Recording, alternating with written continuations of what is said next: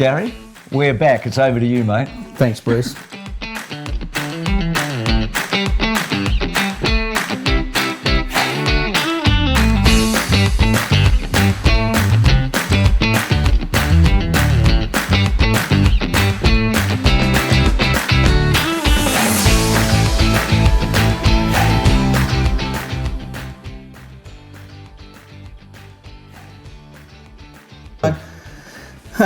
Just on the good times, what were probably you've caught with the horses you either called or admired? What would be the best 3 or 4 horses that you, in your time of being on this earth, that you said, well, that's a super special horse, or that's a fantastic, he's great, whatever. What would be your, ones that either in South Australia or anywhere in, New Zealand? Did you go to New Zealand at all with harness racing? I've been to New Zealand, been to Addington to the harness racing, Alexandra Park. Mm-hmm. Yeah, no, incredible, of course. And, Addington, because they day meetings and their New Zealand Trotting Cup's quite amazing. I mean, that's the second Tuesday in November, and that has stood the test of time. It has. It really has.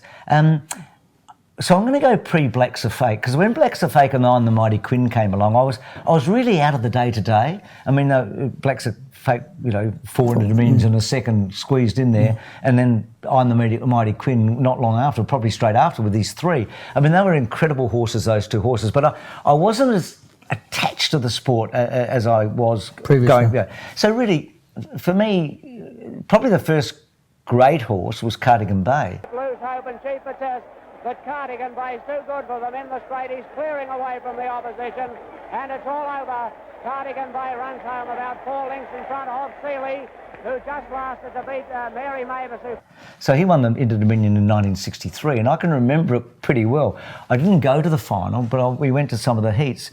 There was a big fall at the concrete stand. So Cardigan Bay was a New Zealand trained, I think Peter Wolford, but he went to America, and he was the horse that beat Brett Hanover, and Brett Hanover at the time was the best horse in the world. Cardigan Bay became the first horse to win $1 million anywhere in the world. Yep. So he was a horse that won the Inter Dominion in South Australia in 1963 and became a world star of harness racing. So he's the first great horse that I saw. And I'd heard about Captain Sandy's and minor derbies before him.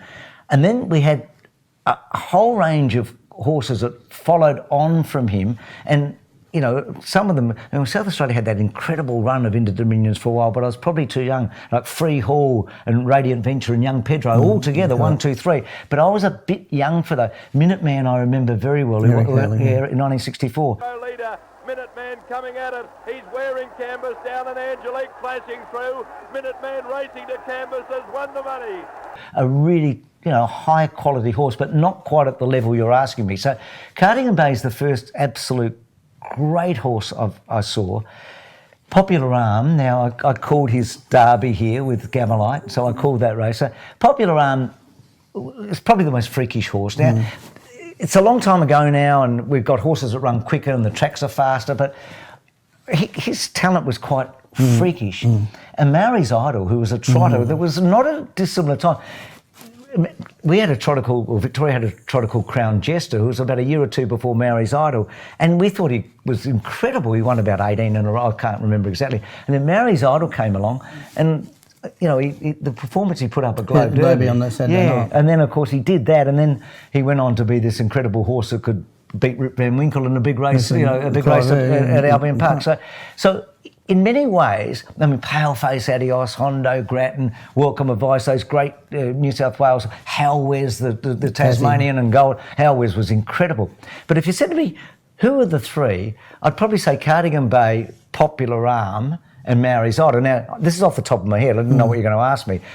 I could go and have a think about it, maybe change my mind, but they're the 3 that sort of really jump at me. They're all, the last 2 were very charismatic. Mary's Idol was a magnificent animal.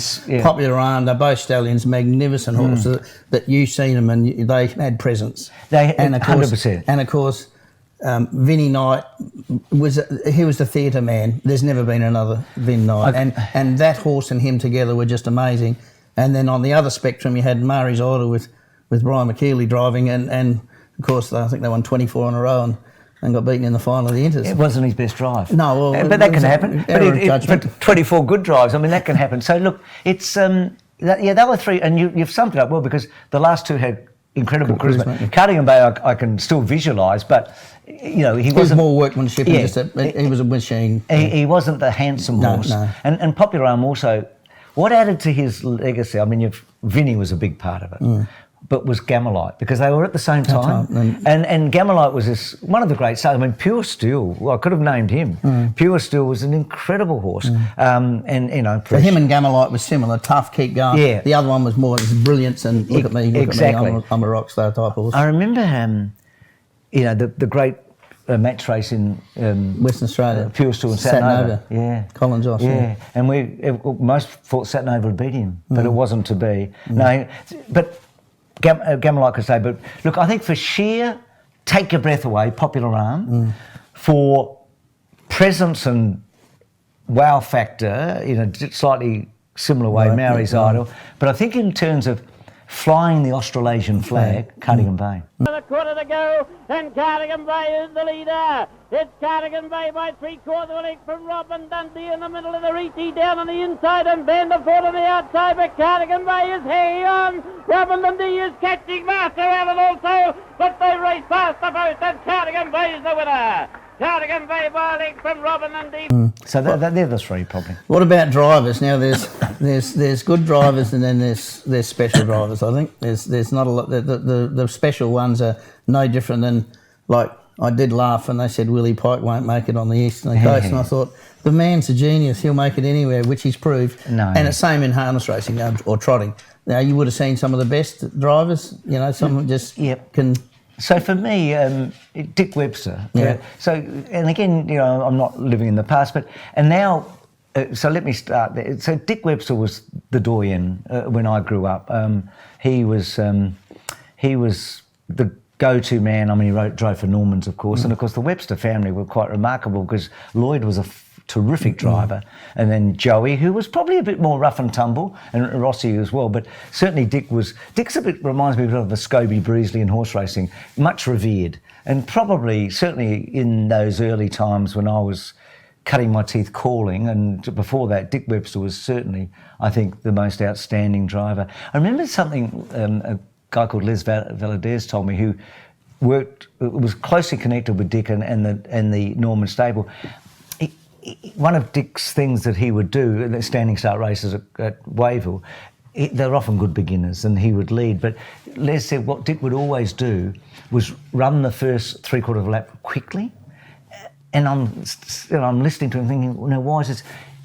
So that everyone could get into a spot, so that then he wouldn't get challenged mid-race, so everyone would get their spot. So he would lead, let's say he led on bylaw, and he'd go quite at a fast rate for 3/4 of a lap, so that horses weren't out 3 and 4 wide. They're going to come forward and keep attacking him. So they'd all settle, they'd all get a spot they thought was half reasonable, and then he could switch it off and then sprint it home.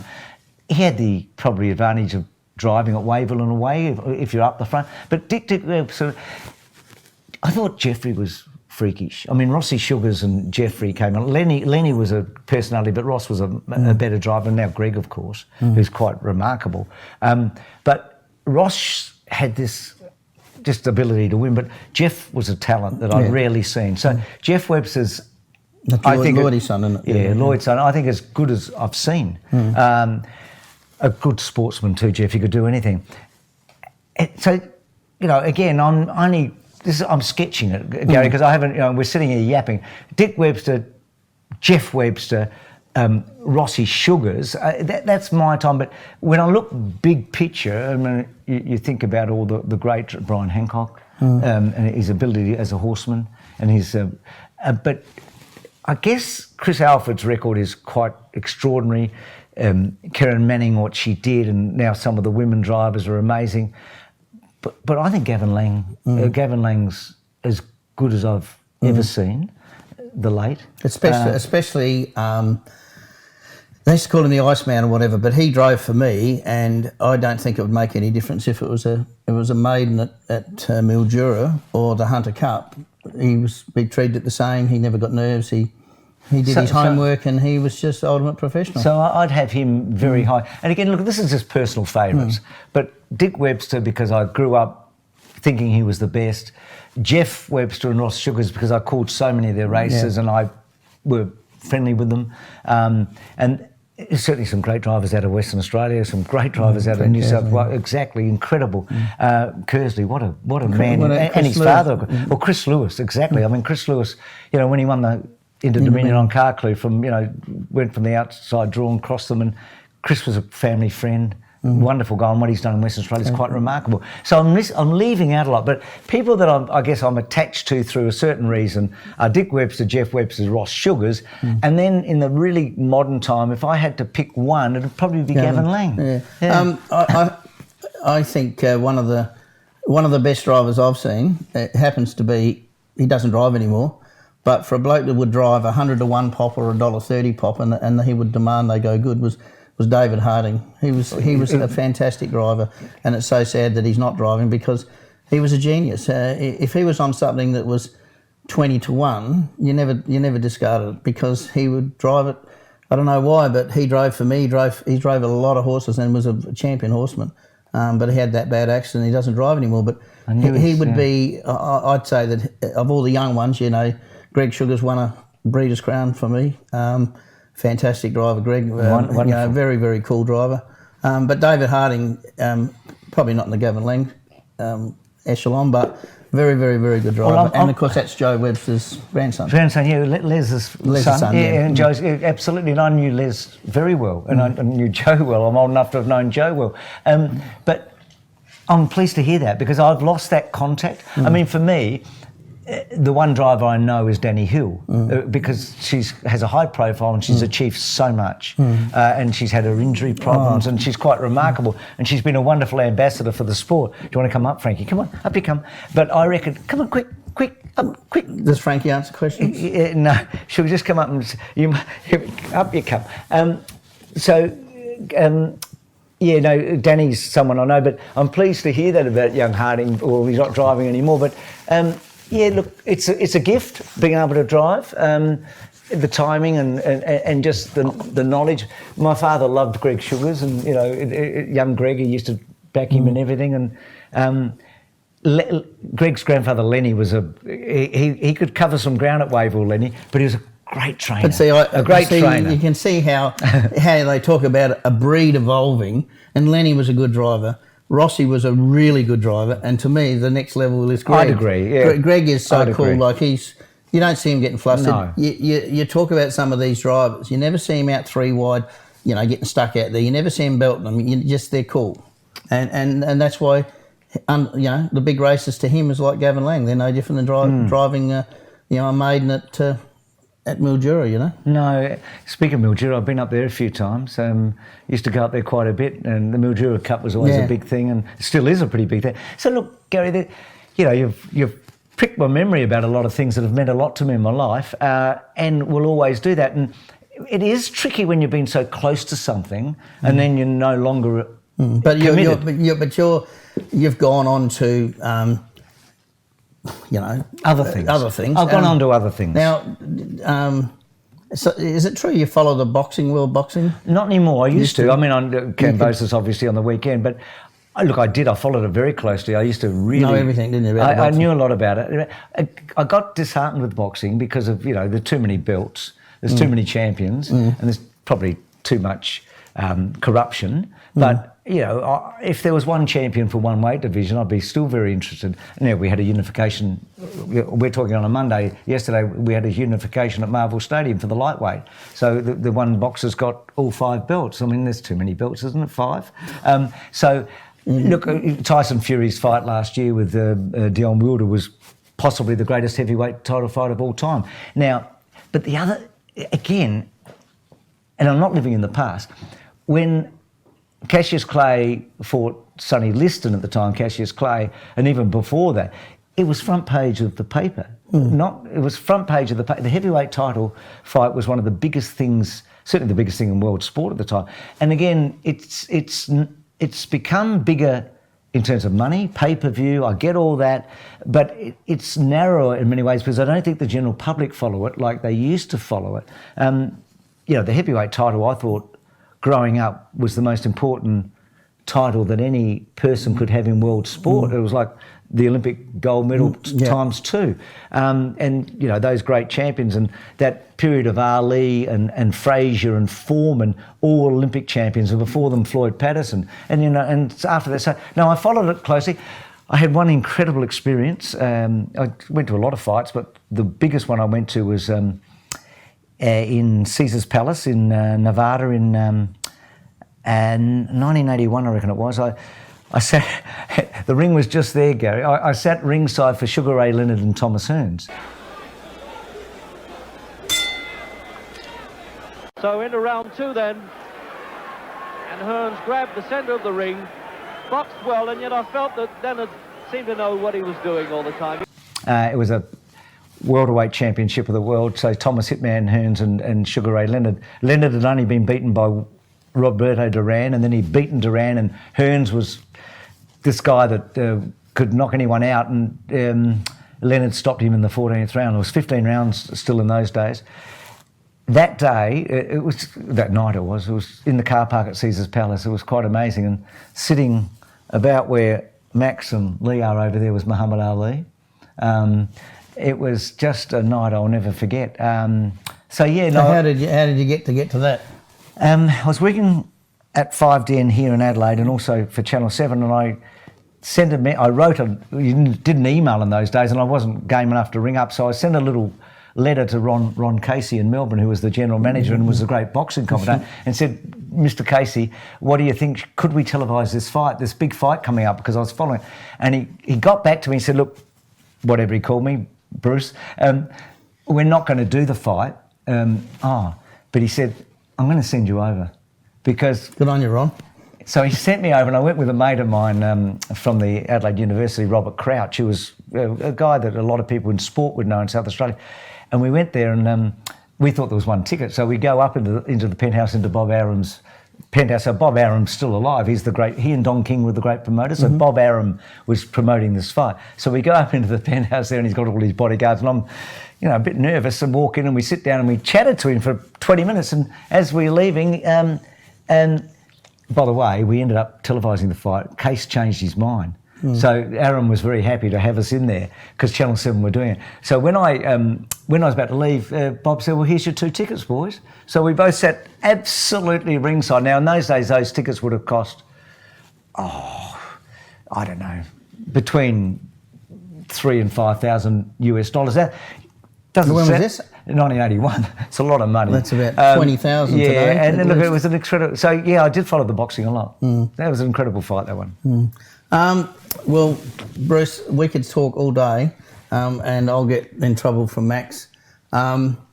Just in closing, you've been in harness racing or trotting, and of course the athletics, Olympics, football. What's been? I mean, you've had a wonderful life, and obviously very highly respected throughout the world. What's the one thing that you'd say has been the most special sporting involvement or time, or, you know? Yeah, look, is there one or two or three? Oh, look, there's too many, and to be honest, but let's just do the one, because there's so many, and it's Catherine Freeman. Cathy Freeman, Sydney. Yeah, it's Sydney, Cathy Freeman, and that's. And I don't say that lightly, and I don't say it because it's easy to say, but there were so many things that came together on that night. And it was also my wife Annie and I knew Cathy very well. She was like a friend, a close friend, and I'm calling her Ray. Sitting with Raylene and Sebastian Coe. You know, I was very lucky. Look, I've been fortunate. I work hard. I'm still trying to do the best job I possibly can, and whatever I do, I've cut back a little bit. But I'd say of all the things I've done, the greatest privilege was to call Freeman's race, to call a big race at the biggest event in your own country with an Aussie winning. I mean, how lucky was I? So that's probably the moment. Here, there's about 150 to go. Gavin and Mary are right up. It's going to be a big finish. Into the straight, Graham leads. Freeman runs up to her. Mary inside. Cathy lifting. Goes up to Graham. Takes the lead. Looks a winner. Draws away from Graham and Mary. This is a famous victory. A magnificent performance. What a legend. What a champion. There've been a lot of things I've seen that have taken my breath away, and hopefully I've done some of them justice. It's a great challenge broadcasting live sport. It continues to excite me, and I feel like I have been fortunate. I've been very lucky. Having chatted to you today has rekindled some of those wonderful memories that I have about We'll get trotting. you'll be in a horse next week then with me, Bruce. Well, Hasn't rekindled that much. talk to Annie. She's in the back room, and Annie has control of any of those. Not the fun so much, but she guides me into what's good decisions and not in that area. So off you go, Gary. Good luck. Good to chat, mate. Thanks, Bruce. All right, that's it for today, and I'm sure that you've had some wonderful times in your career, but you've also given a lot of joy to everyone that's had anything to do with you and to watch you and see you. Thanks a lot. All the very best. Thanks, Gary. Bruce. Lovely to chat.